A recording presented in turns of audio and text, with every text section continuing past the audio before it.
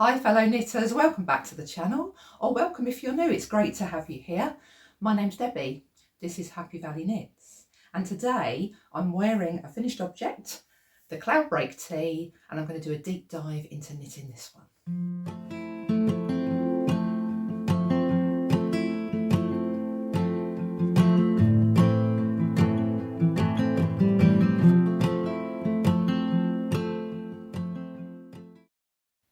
So as you can see, I've chosen quite a colourful yarn for this one. So it is very much for when the sun's shining, spring day, summer day, but it feels very nice, very lovely to wear. It's a merino hand-dyed yarn. And I have knit this on the recommended needles, which is a 4.5mm. It does grow quite quick because you use a DK weight yarn for it. I did get gauge with the recommended needles, so I was, good to go with that one. All right, so let's talk about casting on. So you do not start with the neckband. You just cast on for the body straight away onto the larger needle. And you will be working back and forth flat initially while you shape this upper section. There is a setup round with 4 markers, an A, B, C and D. So the reason for the markers is they are setting up the saddle shoulder. So either side of a marker you will be increasing for the neckline, and generally it's round the back, so you're shaping the back a little bit at the front. Now once you've got down to a couple of different sections of shaping, and it's very straightforward, it's a make one left and a make one right. You should probably know that, I imagine. So it's very straightforward, and you do that until you get down to the top of the saddle shoulder. It then asks you to cast on stitches for the front neckline. So you start cast on, say 20, 24, whatever the pattern recommends for the size you're doing. And then it's joined to knit in the round. You keep your markers in place because they are then the sleeve raglan type shaping marker. And you do both sides of them. You start increasing on both sides of them to form the sleeves. So what I really do love about this one is that by the time you've done that and got down to splitting, you put your sleeves stitches on hold, you've already really done that sleeve if you're going for the short sleeve version like me. So you've already reached that. So that's great. So you put those stitches on hold, markers are removed, and then you're just knitting in the round.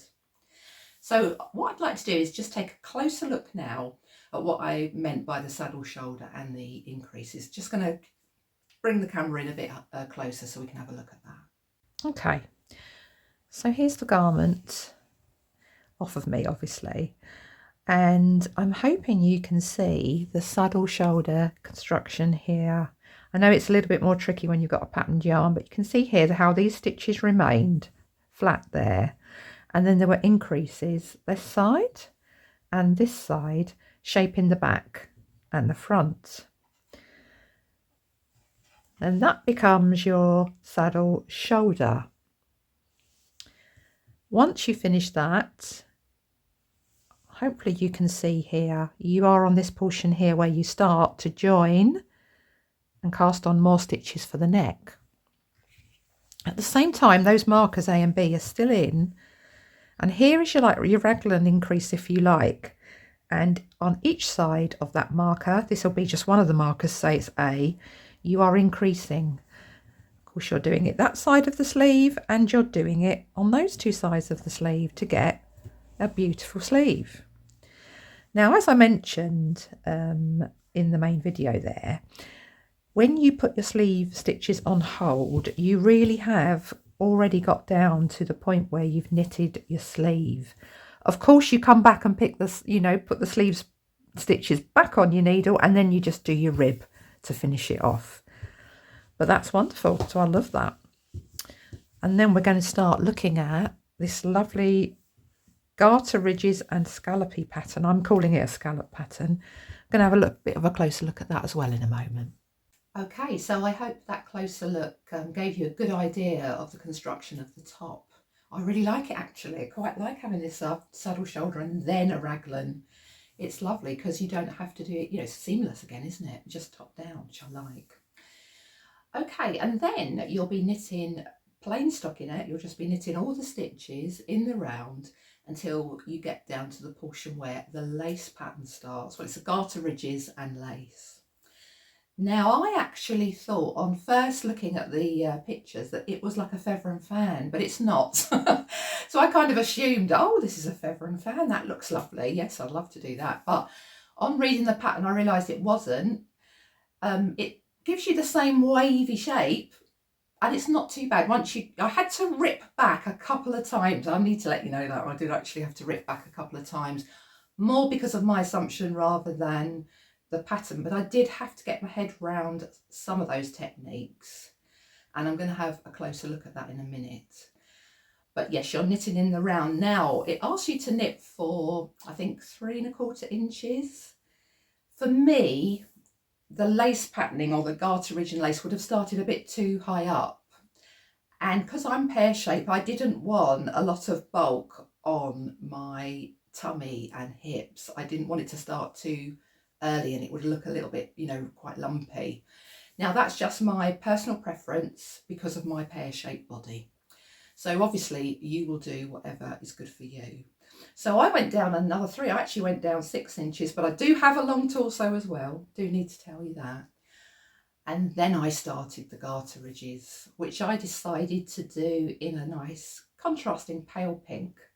I thought this is such a busy yarn. You wouldn't really see the garter ridges and the lace if I did it all in the, you know, this speckled type yarn. So I got a beautiful pale pink that I found in my local yarn store. I'm very lucky, and it blended in nicely. And I used those for the garter ridges. So let's just take a little bit of a closer look at the patterning and a little bit of a talk through some of the techniques that you're going to use. Okay, so let's take a bit of a closer look at the lace and garter ridge patterning at the bottom. I'm just using a bit of spare yarn here. I've got a lovely rose pink colour because it's going to be a lot easier to see what's going on. I'm knitting flat, of course. You'll be knitting in the round, but it's just to see the techniques. And you will work 3 lots of these garter ridges. And if you're knitting in the round, you need to knit a round, then purl around, just to get one of the garter ridges. So that's what you'll be doing. Okay, once you've done those, you will start your lace row. So I'm going to just knit in 5 here, as that's what I've put in as a border. So I'm just going to go in, knit the first 5. Okay. So now we're going to knit 1 and yarn over 3 times. Now I'm an English style knitter, so I'm going to be doing this my way. However, you're a picker on the left hand, you do it that way. So it's a knit 1, yarn over 3 times. You've then got an SK2P, so you are going to slip a stitch, knit 2 together, so the regular way of knitting 2 together, and then passing the slip stitch over. Now actually you do that twice, so apologies there, we're going to do that twice. So again, I want to yarn over, slip a stitch purlwise, knit 2 together, and pass that slip stitch over. And in between those, you can see they are now making a left lean. You have a yarn over, which is going to give you the eyelet for the lace patterning. So you do that twice. After that, you yarn over. You're then going to do something called a central double decrease, where you're going to slip 2 stitches as if you are going to knit them together. So the very same way you'd knit them together, just slip them over, but don't knit them. Leave them on the right hand. Knit 1 stitch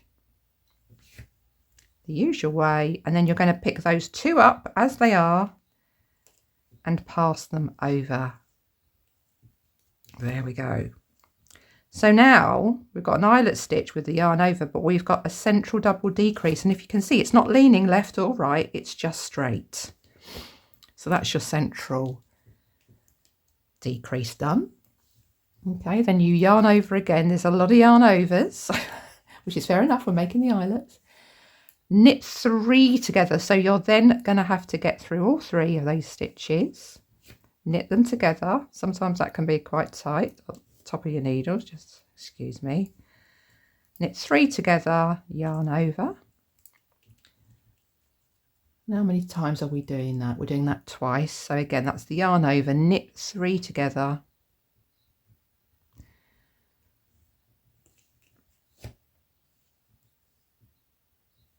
Now, I'm not sure how easy that is if you're a continental style knitter. I don't see why it should be any different, to be fair. Knit 3 together twice. And now you might be able to see, I don't know if you can, but these are more right leaning. So this is going to start giving us that scallop shape, which is lovely. You then finish your sequence with yarn over, knit 1, yarn over, knit 1, and a yarn over. You are then going to start that sequence again whilst you're knitting in the round. So I'm only doing it once here. So I've got 5 stitches now for my border for this practice piece. So let's just get to the end there. Okay. And you've now worked the first stitch of your scallop shaping. Now, that's actually all you have to do. So after you've completed this round, you do another knits round. Hello, Simba. I don't know if you can hear my cat Simba, everybody. Hi, how are you? Okay, be quiet because I'm just explaining to the people. Okay, so after you've done this all the way around to the end of the round, you then are just going to knit a plain round. So I am going to purl back because that will be, in flat terms, the very, very same as if I'd knit all the stitches. So I'm going to do that and then we're going to look at it once more. As I have just purled all the stitches back there, which would be the equivalent in the round as if you just knitted around. And hopefully you can see that lovely scallop shape starting to appear. So let's do that one more time, which is how you do it in the pattern. You just repeat it. So it's just that one set of patterning eyelet stitches.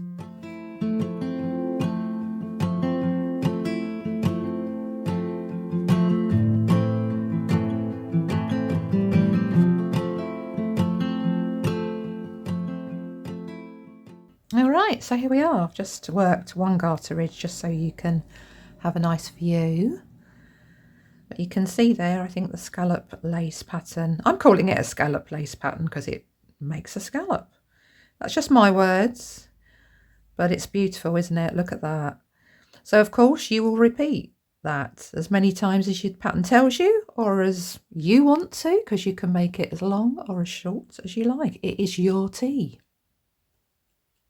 Okay, so I hope that helped you out or give you a bit more information on how that bottom part is worked.